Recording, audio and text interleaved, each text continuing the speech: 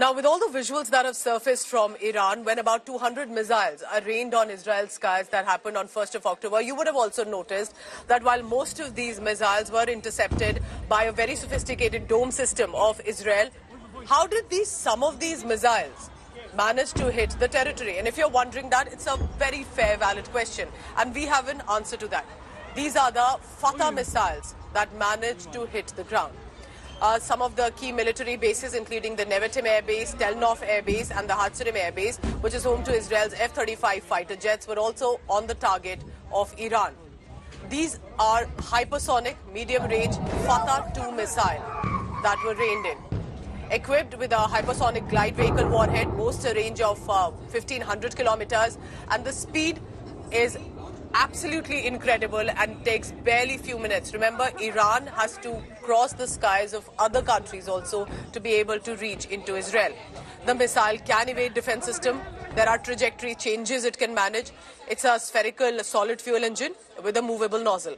It's also equipped with a hydrogen fuel, which means it can accelerate also outside the Earth's atmosphere if required. Now, we're also informed that it can steer within the atmosphere using aerodynamic control surface.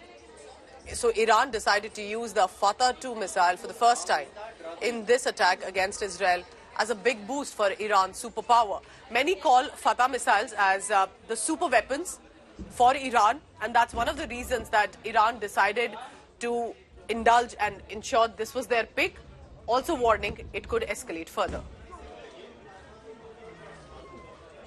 So now let me tell you in details about what are these Fattah-2 missiles that Iran decided to deploy, among other missiles, because Fattah managed to hit the ground in Israel despite their sophisticated dome system to intercept. The Fattah-2 missiles are basically hypersonic missiles. There's a reason that within minutes, firing it from Iran, managing to reach Israel with the kind of sound, the speed that these Fattah-2 missiles carry. It managed to, most importantly, evade a very sophisticated, well-renowned dome system of Israel. And as you could see, even in the skies, there were a lot of missiles that were being intercepted, but some of these Fattah missiles managed to hit the ground. Other missiles were intercepted. Fattah-2 managed to penetrate. So that is one of the reasons it's called the super weapon by Iran.